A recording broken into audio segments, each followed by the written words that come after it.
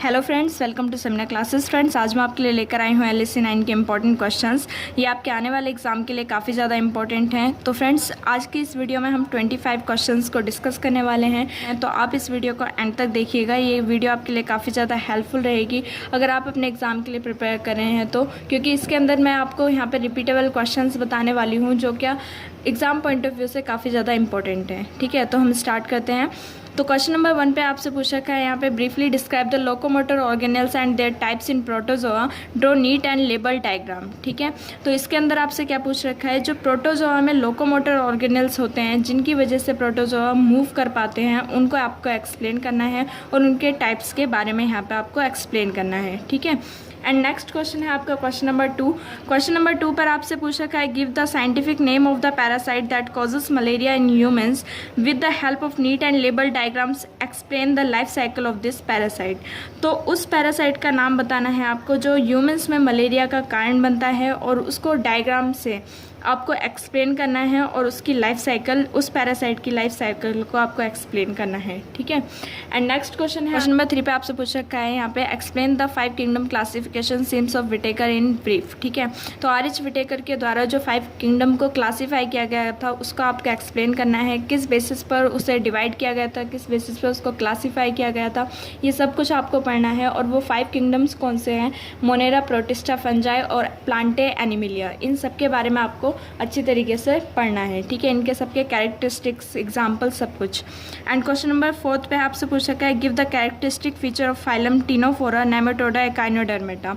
तो अब यहाँ पे आपको इन तीनों फाइलम के जो कैरेक्टरिस्टिक्स हैं उनको आपको यहाँ पे एक्सप्लेन करना है, टीनोफोरा के, नेमाटोडा और एकाइनोडर्मेटा के। ठीक है, इनको आपको अच्छी तरीके से एग्जाम्पल्स के साथ लर्न करना है, इनके कैरेक्टरिस्टिक्स को। ठीक है, अब है आपका question number 5, with the help of neat label diagram explain the mechanism of respiration in mollusc. अब नेक्स्ट क्वेश्चन है आपका question number 6, explain the metagenesis in cnidarians at a note on its importance. ठीक है, metagenesis जो होता है cnidarians में उसको आपको एक्सप्लेन करना है और इसकी इंपॉर्टेंस क्या होती है उसके बारे में भी आपको बताना है यहाँ पे। एंड नेक्स्ट क्वेश्चन है आपका question number 7, explain the life cycle of Taenia solium and structure of compound eye of insect. ठीक है, यहाँ पे आपको टैनिया सोलियम के जो लाइफ साइकिल है उसको एक्सप्लेन करना है और इंसेक्ट की जो कंपाउंड आई होती है उसका स्ट्रक्चर आपको ड्रॉ कर उसको भी एक्सप्लेन करना है। और फ्रेंड्स, जिस तरीके से आपसे यहाँ पे क्वेश्चंस पूछे जाएं आपके क्वेश्चन पेपर में, उसी तरीके से आपको अपने आंसर्स को देना है। लाइक जैसे यहाँ पे ये क्वेश्चन दे रखा है क्वेश्चन नंबर 4 में, जैसे आपको कैरेक्टरिस्टिक फीचर्स पूछे गए हैं टीनोफोरा, नेमाटोडा और एकाइनोडर्मेटा के बीच के, तो इसमें या तो आप टेबल बनाकर इन आंसर्स को लिखिएगा या फिर पहले आप टीनोफोरा के सारे कैरेक्टरिस्टिक्स को अच्छे तरीके से पॉइंट वाइज लिखिएगा और फिर नेमाटोडा के और फिर एकाइनोडर्मेटा के। ठीक है, तो जितनी ज़्यादा आपके पेपर में क्लियरिटी होगी उतने ही बेटर मार्क्स आप स्कोर कर सकते हैं। तो आपको अपने एग्ज़ाम को अटेम्प्ट करते समय अपने पेपर में क्लियरिटी का भी ध्यान देना है। ठीक है, अब है आपका क्वेश्चन नंबर 8। क्वेश्चन नंबर 8 पे आपसे पूछा गया है, what is moulting, explain the process of moulting in arthropods. Moulting क्या होती है और ऑर्थ्रोपोड्स में मोल्टिंग का जो प्रोसेस है उसको आपको एक्सप्लेन यहाँ पे करना है।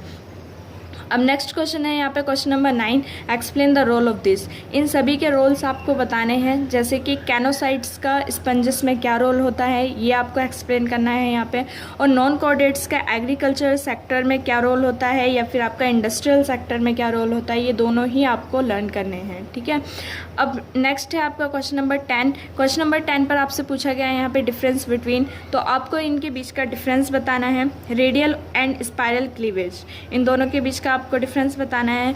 तो सेकंड नंबर पे क्वेश्चन है आपका प्रोकैरियोट्स एंड यूकैरियोट्स। तो इस वाले क्वेश्चन में आपसे इस तरीके से भी क्वेश्चन पूछा जा सकता है कि आप माइटोकॉन्ड्रिया और जो इसके अंदर जो आपके साइटोप्लाज्म होता है और राइबोसोम्स होते हैं, इन सब के बेसिस पर इनके बीच का आप डिफरेंस बताइए। ठीक है, तो आपको इनके सारे कैरेक्टरिस्टिक्स अच्छी तरीके से लर्न करने हैं। एंड नेक्स्ट है आपका थर्ड नंबर पे न्यूरोनल एंड हार्मोनल कोऑर्डिनेशन। ठीक है, तो इनके बीच का डिफरेंस बताना है। एंड फिर है आप 4th नंबर पे है यहाँ पे क्लास पॉलीप्लैकोफोरा एंड क्लास गैस्ट्रोपोड्स, इन दोनों के बीच का आपको डिफरेंस बताना है। और फीडिंग मैकेनिज्म जो होता है स्पंजस में और कॉलिन्ट्रेट्स में, इन दोनों के बीच में क्या डिफरेंस है, किस तरीके से ये फीड करते हैं, उसके बीच में आपको डिफरेंस बताना है।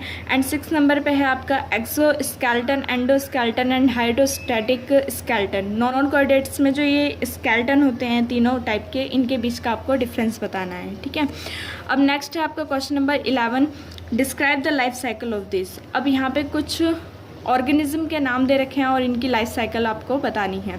तो फर्स्ट नंबर पे है यहाँ पे बॉम्बिक्स मोरी, और इस क्वेश्चन में आपको ये भी बताना है कि सिल्क कल्टीवेशन के द्वारा किस तरीके से प्रोड्यूस होती है, उसको भी आपको एक्सप्लेन करना है यहाँ पे।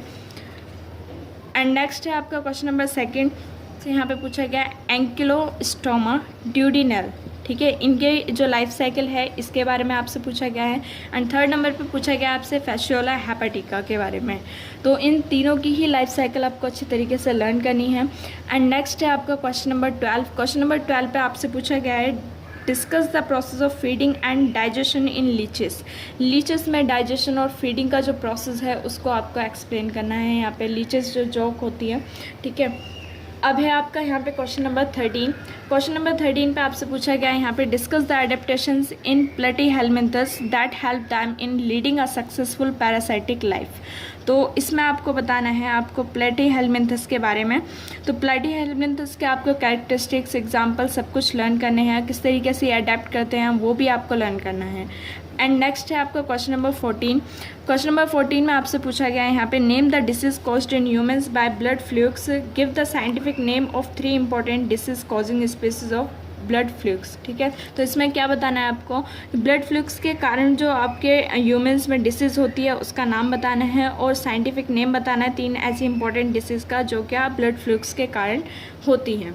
ठीक है, क्वेश्चन नंबर 15 पे आप पूछ रखा है आपसे discuss how the multicellular animals are grouped into different categories on the basis of coelom. ठीक है, कैलम बोलते हैं हम कैविटी को। तो कैलम के बेसिस पर जो मल्टीसेलुलर एनिमल्स होते हैं उन्हें डिफरेंट कैटेगरीज में किस तरीके से बांटा गया है उसको यहाँ पे आपको बताना है। अब नेक्स्ट है आपका क्वेश्चन नंबर 16।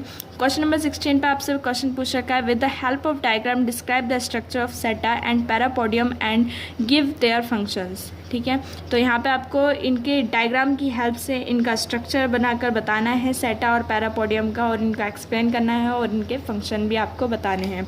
तो फ्रेंड्स ये जितने भी मैं यहाँ पे आपको क्वेश्चंस बता रही हूँ आप इनका स्क्रीनशॉट ले लीजिए और इनके आंसर्स को फाइंड आउट करके इन टॉपिक्स को आप अच्छी तरीके से क्लियर कर लीजिएगा, अच्छी तरीके से इनको लर्न कर लीजिएगा। काफ़ी ज़्यादा इंपॉर्टेंट टॉपिक्स हैं, प्रीवियस ईयर के क्वेश्चन पेपर में ये कई बार रिपीट हुए हैं। चाहें तो आप लोग प्रीवियस ईयर के क्वेश्चन पेपर्स को वेबसाइट से डाउनलोड करके इन्हें मैच भी कर सकते हैं। ठीक है, तो प्रीवियस ईयर के क्वेश्चन पेपर आपके लिए काफ़ी ज़्यादा इंपॉर्टेंट होते हैं आपकी एग्ज़ाम के प्रिपरेशन के लिए। अगर आप बेस्ट मार्क्स स्कोर करना चाहते हैं तो मेरा यही सजेशन है कि आप लोग अपने प्रीवियस ईयर के क्वेश्चन पेपर, सिर्फ 3 साल पीछे के जो प्रीवियस ईयर के क्वेश्चन पेपर्स हैं उनको अच्छी तरीके से पढ़ लीजिए, और आपके जो SAQs वाले क्वेश्चंस हैं यानी कि सेल्फ असेसमेंट क्वेश्चन जो आपकी इग्नू की बुक में दे रखे होते हैं, ठीक है, उनको आप अच्छी तरीके से पढ़ लीजिए।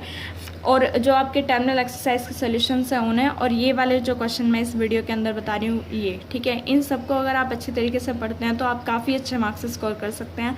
और इनके साथ आपको डायग्राम की भी प्रैक्टिस ज़रूर करनी है क्योंकि ये फाइनल ईयर का सब्जेक्ट है और फाइनल ईयर में आपसे ज़्यादातर डायग्राम ज़रूर पूछे जाएंगे। ठीक है, हर एक क्वेश्चन में हो सकता है कि आपको डायग्राम मिल जाए, तो इसलिए आप लोगों को अपने डायग्राम में अच्छे तरीके से प्रैक्टिस करनी है और उससे आप अच्छे मार्क्स भी स्कोर कर सकते हैं। एक्स्ट्रा मार्क्स भी मिल जाते हैं आपके डायग्राम ड्रॉ करने पर। ठीक है, तो अब हम देख लेते हैं अपना क्वेश्चन नंबर 18। क्वेश्चन नंबर 18 पे आपसे पूछा गया है यहाँ पे list any 4 characters of arthropods that distinguish them from annelids. अब यहाँ पे आपको ऑर्थ्रोपोड्स के कुछ ऐसे कैरेक्टर्स, कुछ ऐसी विशेषताएं बतानी हैं जो क्या उन्हें एनालिड से अलग दिखाती हैं। ठीक है फ्रेंड्स, इन दोनों के ही आपको कैरेक्टरिस्टिक अच्छे तरीके से लर्न करने हैं, इनके एग्जाम्पल्स लर्न करने हैं। ठीक है, ये ज़्यादातर क्वेश्चन जो आपके आते हैं फाइलम्स में से ये आपके डिफरेंसेस में ज़्यादा पूछे जाते हैं। ठीक है, मान लीजिए कि ऑर्थ्रोपोड्स में और एनालिड्स में क्या डिफरेंस होता है, एकाइनोडर्मेटा में और नाइडेरिया में क्या डिफरेंस होता है, तो इस तरीके के डिफरेंसेस आपके ज़्यादातर पूछे जाते हैं। ठीक है, तो आप लोगों को डिफरेंस के तौर पे इन्हें लर्न करना है। एंड क्वेश्चन नंबर 19 पे आपसे पूछा गया why are centipedes, millipedes and insect all placed in sub phylum यूनिरामिया। ठीक है। तो सेंटीपेड्स और मिलीपेड्स और इंसेक्ट जो होते हैं उन्हें सब फाइलम यूनिरेमिया में क्यों डाला जाता है, ठीक है, क्यों प्लेस किया गया है, तो इसके बारे में आपको यहाँ पे एक्सप्लेन करना है। एंड क्वेश्चन नंबर 20 पर आपसे पूछा गया, describe the process of conjugation in ciliates using the example of paramecium, what are the advantages of encystment in protozoa. ठीक है, तो यहाँ पे आपको जो सिलिएट्स होते हैं उनमें कंजुगेशन का जो प्रोसेस है उसको आपको यहाँ पे डिस्कस करना है और पैरामीशियम का एग्जांपल लेते हुए यहाँ पे आपको उसको एक्सप्लेन करना है। तो फ्रेंड्स ये सभी क्वेश्चंस काफ़ी ज़्यादा इंपॉर्टेंट हैं, आप यहाँ पे इसका स्क्रीनशॉट ले सकते हैं। और अब हम देखते हैं अपना next question number 21।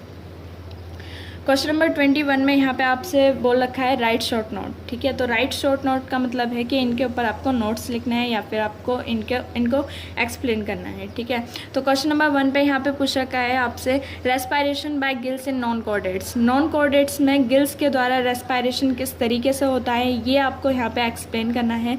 And second number पर आपसे पूछ रखा है structure of eyes in arthropods and cephalopods. ठीक है, तो ऑर्थ्रोपोड्स और सिफेलोपोड्स में जो आइज़ होती हैं, ठीक है, उनके स्ट्रक्चर को यहाँ पे आपको एक्सप्लेन करना है। एंड थर्ड नंबर पे पूछ रखा है यहाँ पे आपसे एपिटोकी। तो एपिटोकी वाला ये जो टॉपिक है ये भी काफ़ी ज़्यादा इंपॉर्टेंट है, ये 18, 17 में दोनों में ही रिपीट हुआ है और 19 में भी। तो ये वाला टॉपिक आप अच्छी तरीके से पढ़ लीजिएगा, इस पर टिक कर लीजिए, काफ़ी ज़्यादा इंपॉर्टेंट टॉपिक है ये। एंड फोर्थ नंबर पे है आपका पॉलीमॉर्फिज्म। तो पॉलीमॉर्फिज्म को आपको यहाँ पे एक्सप्लेन करना है। एंड फिफ्थ नंबर पे है reproduction mechanism found in protozoa. Protozoa में जो रिप्रोडक्शन मैकेनिज्म पाया जाता है उसके बारे में आपको यहाँ पे एक्सप्लेन करना है। एंड 6 नंबर पे है आपका कोरल रीफ। तो कोरल रीफ वाला जो टॉपिक है ये रेयरली पूछा जाता है, लेकिन फिर भी आप लोग इसे पढ़ सकते हैं क्योंकि इससे फ्लब या फिर आपके जो मैचिंग वगैरह हैं वो बन सकते हैं। एंड फिर है आपका यहाँ पे क्वेश्चन नंबर 22। और क्वेश्चन नंबर 22 पर आपसे पूछा गया है यहाँ पे why are viruses considered as a border line case between living organism and non living things explain. ठीक है, तो यहाँ पे आपको बताना है कि वायरसेस जो होते हैं उन्हें बॉर्डर लाइन पर ही क्यों रखा जाता है लिविंग ऑर्गेनिज्म और नॉन लिविंग थिंग्स के बीच में। ठीक है, ना ही तो हम उन्हें लिविंग ऑर्गेनिज्म कह सकते हैं और ना ही उन्हें हम नॉन लिविंग थिंग्स कह सकते हैं, और इस चीज़ को आपको यहाँ पे एक्सप्लेन करना है। ठीक है, अब है यहाँ पे question number 23, explain the water vascular system in starfish with the help of diagram and how it help in locomotion. तो इसके अंदर आपको बताना है स्टारफिश में जो वाटर वास्कुलर सिस्टम होता है उसको आपको एक्सप्लेन करना है डायग्राम के साथ, और किस तरीके से वो लोकोमोशन में हेल्प करता है, मतलब कि उसे मूव करने में स्टारफिश को किस तरीके से ये हेल्प करता है। तो इन चीज़ों को आपको एक्सप्लेन करना है। फ्रेंड्स ये वाले जो क्वेश्चंस हैं इन सभी के आंसर्स आपकी बुक में मिल जाएंगे, और अगर आपको प्रीवियस ईयर के क्वेश्चन पेपर का सोल्यूशन चाहिए तो आप मुझे कमेंट करके बता सकते हैं, तो मैं उसकी वीडियो जल्द से जल्द प्रिपेयर करने की कोशिश करूँगी। ठीक है, फिर है आपका यहाँ पे क्वेश्चन नंबर 24 पे आपसे पूछा क्या है, define metamerism and pseudopodia, describe the different kinds of pseudopodia found in protozoa with examples. ठीक है, तो इसमें पूछ रखा है आपसे मेटामेरिज्म और स्यूडोपोडिया को आपको यहाँ पे डिफाइन करना है, और स्यूडोपोडिया के जो डिफरेंट काइंड्स होते हैं उनको आपको डिस्क्राइब करना है जो प्रोटोजोआ में पाए जाते हैं। ठीक है, फिर आपका यहाँ पे question number 25, right short note on the following. ठीक है, तो इनके ऊपर आपको शॉर्ट नोट लिखना है, जैसे कि यहाँ पे दे रखा है phylum Porifera, and second number पे है फाइलम यूमेटोजोआ, एंड थर्ड नंबर पे पूछ रखा है यहाँ पे फाइलम मोलस्क के बारे में, एंड फोर्थ है आपका टॉर्जन, एंड फिफ्थ है आपका life stages of anopheline and culex in mosquitoes. ठीक है, तो आपको इनके बारे में एक्सप्लेन करना है। और फ्रेंड्स ये थे आपके 25 क्वेश्चंस।